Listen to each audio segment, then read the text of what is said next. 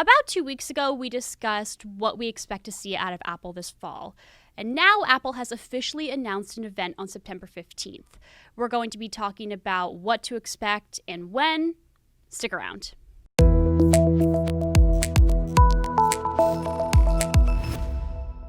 Hey everyone, welcome back to Today in Tech. I'm Julia Beauchamp and I'm here as always with Macworld senior writer Michael Simon, as well as Computer World executive editor Ken Mingus. And surprise, here I am back in the studio. You're so back. Happy. You're back in the office.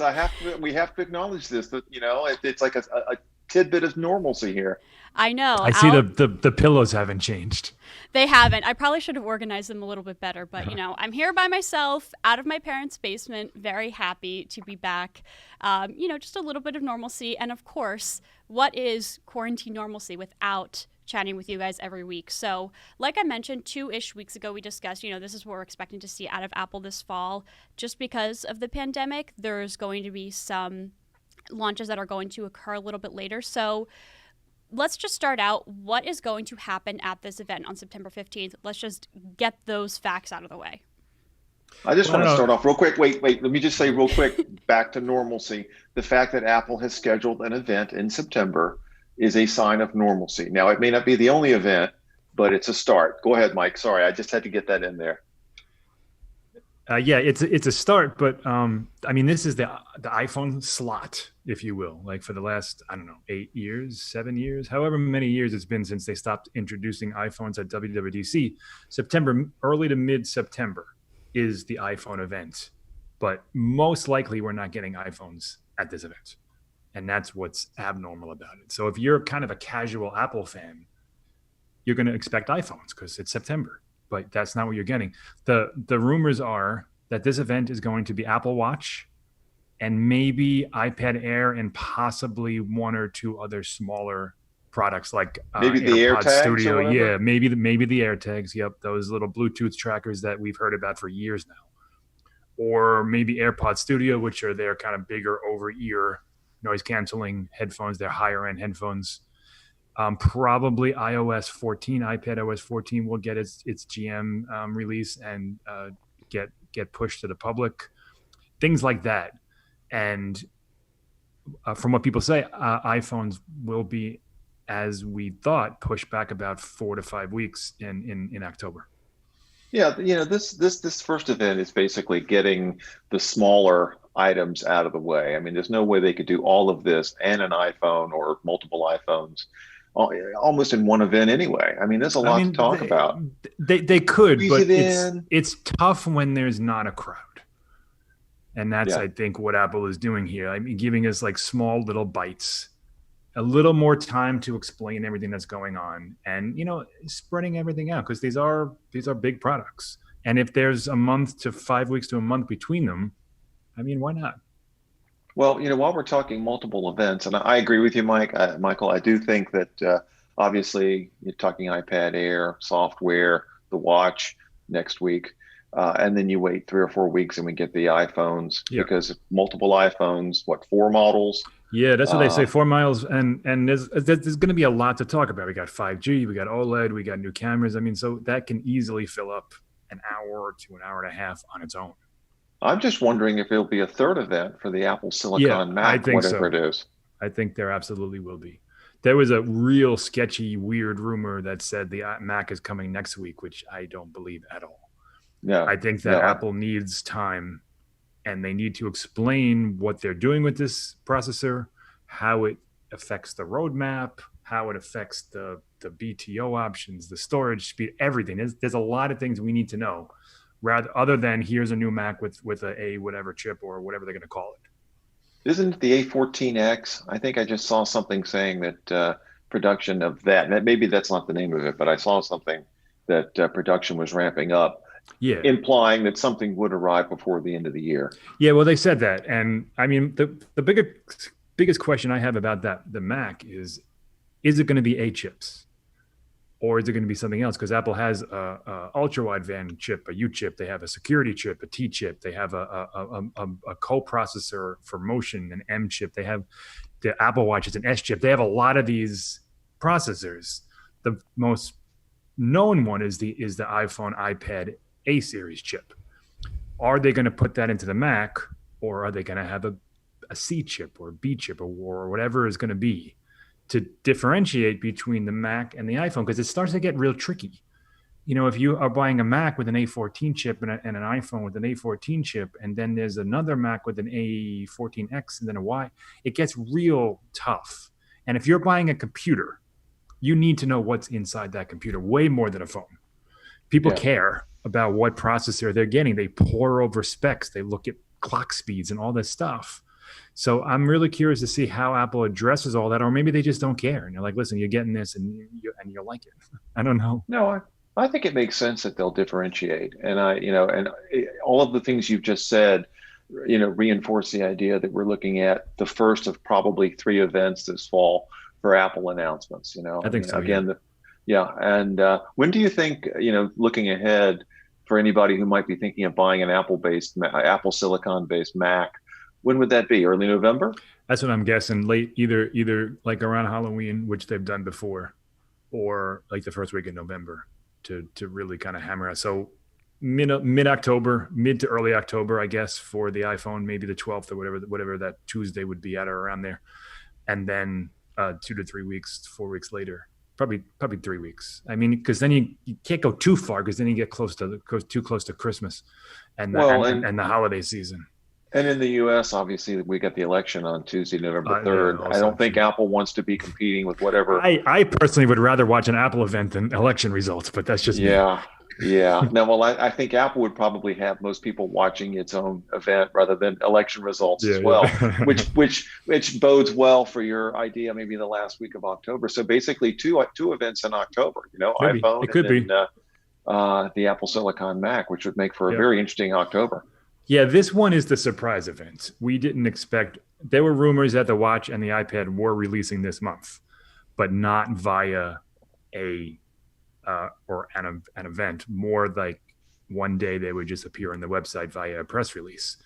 So Apple clearly has stuff to talk about. And that last event, WWDC, was so good. Why not? I mean, don't you think that events like this is where events are going to go? I mean, there may be something maybe with the developers, WWDC, you want the developers in-house for an event for, something like that. But for product announcements, I mean, because I agree with you, the virtual event that was done was so well done. It was so smoothly done. And, it didn't drag in places. It was just sharp. It really was. And I just think in the same way that, this is rewriting the rules of political conventions and how they're done, I think the pandemic and how we've had to sort of pivot here is forcing Apple and other companies too, to re-envision these events. And I don't think you go back to where we were a year ago. Yeah, I agree. And I mean, let's be honest. What's the point? The point is to make journalists feel good that they were invited and to get a little hands-on time with whatever they're announcing. That's it. That's the only 2 reasons. And applause breaks for whoever's in the audience that they put in there to cheer. That's it. That is really the only reason. There's no other point to have a live audience for a product release. It's not a concert. It's a canned presentation that they practiced 1,000,000 times that could just as easily be a video. And as Apple proved, it could be even better. I've sat through a ton of these, and most of them are boring as anything. Apple's was engaging. It was fun. It was interesting. It was funny. It was all the things that you expect from like a YouTube video, but glossy and well produced. Not like this one. Do we? What are you talking about? We do a great job. We're slick, baby. I'm just wondering in terms of as we look at the different dates for events. Okay, so September 15th. We're going to do the calendar thing again, Ken. No. I'm not going to pin you down on the date, but here's what I care about. When do these things ship? Okay, because all right, so let's say that is event September 15th. When does the new Apple Watch and the iPad Air may be available immediately? Maybe both of them possibly both immediately. Maybe the Apple Watch like usual. So if on the 15th, then maybe shipping on the 25th. Like they give that. Pre-orders on the Friday, it ships the next week. I mean, I think that they're basing their events on their productivity in manufacturing ramp up. So the reason why we're not having an iPhone event now is because they're not going to ship for another 6 to 8 weeks. And Apple likes to compartmentalize things. if they're pushing something out, they're doing it for a specific reason, like the original iPhone or the original Apple Watch. They want to make sure that it's a surprise, and then they're going to have another event to announce the shipping of said product. That's not what's happening here. I'm sure there's a ton of Apple Watches ready to go, and they're going to announce, whether it's one model or two models. There's a rumor that there's a cheaper one, or whatever it is. They'll ship on their regularly scheduled format. Probably pre-orders, and then a window of a week, and then they ship. You're talking about the iPhone now for the second event? Either Apple Watch, iPhone, whichever it is, they're gonna have them ready to go. They'll be in stores. They'll be, it's not gonna be here's this, and then in some faraway date in the future you're gonna get it. Well, the reason I wonder, because there's been a lot of discussion that the iPhone shipments this year might be bifurcated, where some of the models would show up earlier. The 5G top end models might show up later. And I'm just wondering, so if Apple has an event, say the first or second week of October, and say someone might be interested in the top end iPhone 12, when could he or she expect that phone to arrive? Late October, early November. I remember, was it the iPhone 10? Maybe I didn't get it until October. November. It was November. It was the iPhone 10. So the iPhone 8 and 8 Plus shipped on time. On time being the week and a half after the event. And the pre-orders for the iPhone 10 went on. I think it was November 3rd, and then they shipped a week and a half later. So it's not unprecedented for Apple to push an iPhone launch, particularly a high-end one, into November. And with everything so screwy with the pandemic, even Black Friday and all those things, like none of it's going to look like it's supposed to. That goes out the window. You're not going to have a traditional Black Friday this year. You might in some places where people are refusing to acknowledge that there's a pandemic, but I think most people will be doing their shopping online this year. And, for sure. As long as Apple gets these things out well in advance of the holidays, and I think they will, then they'll be in good standing. Juliet, I'm just wondering, you have an Apple Watch. Are you looking at a new Apple Watch this year, perhaps? I'm really not. My Apple Watch, I've got the Series 4 here on my wrist, and it's still been working for me just fine. I don't really think I'm going to be upgrading. I mostly am just using it, like anyone would be for the most part, fitness watch, and it's still really chugging along, and it's coming up now on 2-ish years that I've had it. But I'm a little bit curious about, you've mentioned that it's not unprecedented for Apple to push shipments off for a while, but what's the precedent for multiple events? It seems like if this were any other year, you're going to have your September event, Apple's going to announce all their products, but maybe if they have other products in the pipeline launching later in the year, those are just sort of a, press release on the website kind of thing. So I understand, I guess, for something like the iPhone, why it would be worthy of its own event, just because especially this year with the iPhone 12 being the first 5G iPhone, that's going to be huge.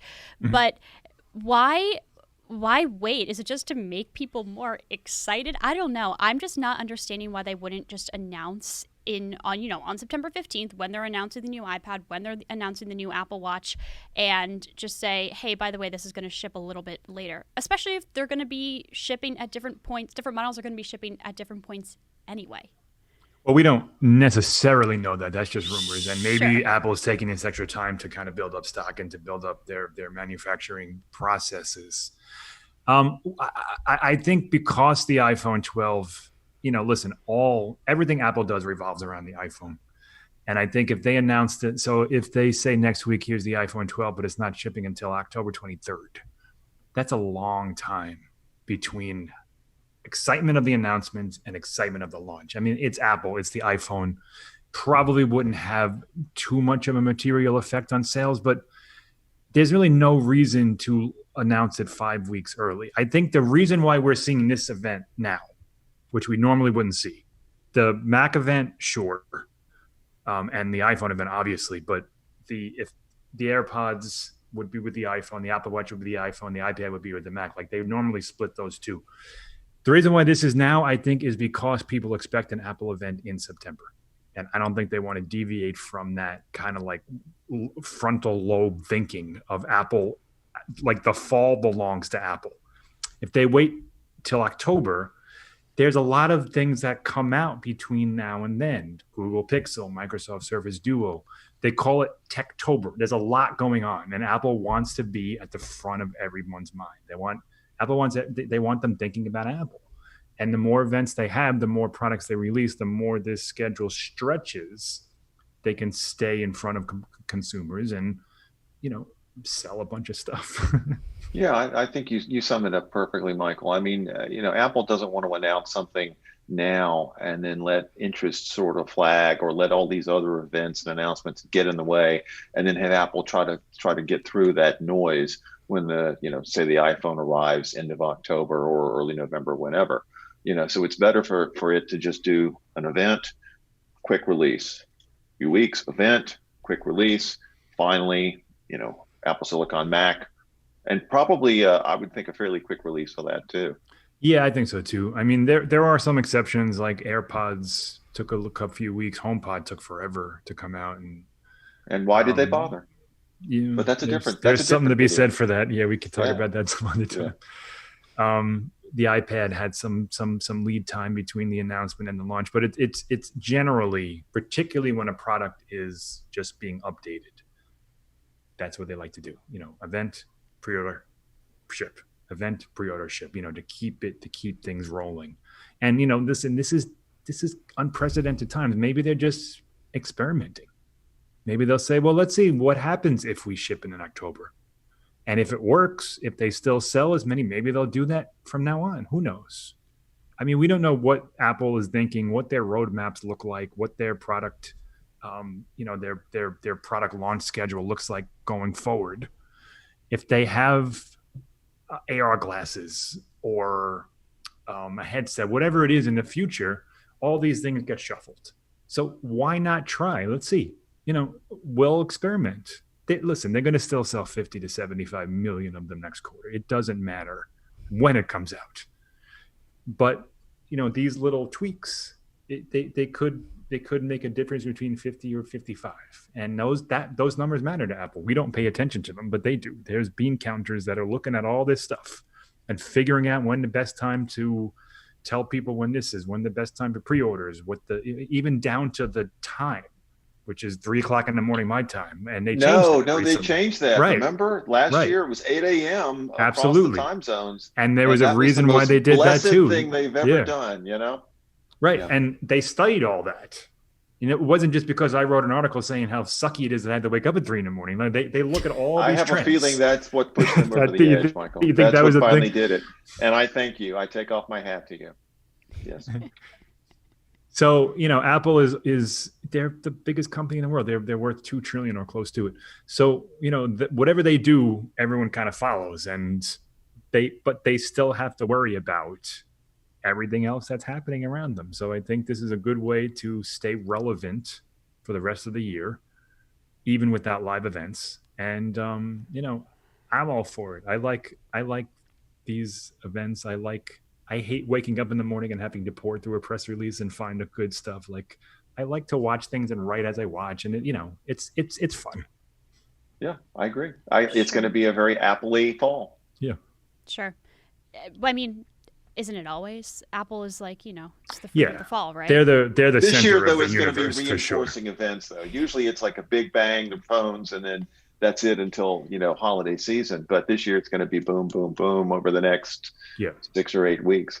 Yeah, I think too, every person, every company sort of gets a little bit of a pandemic pass, as it were. Like, you tried it this fall because of the circumstances, and if it didn't work, everyone will forget about it. No one's going to give Apple a hard time about this, or hopefully any company for any reason, because it just, you're trying to deal with the times, right?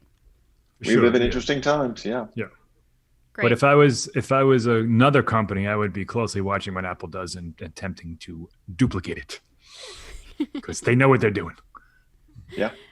All right. Well, any other thoughts about the upcoming events, plural, before I let you guys go? I mean, we're definitely going to be talking about this more as the weeks roll on. But any other sort of speculations ahead of the time?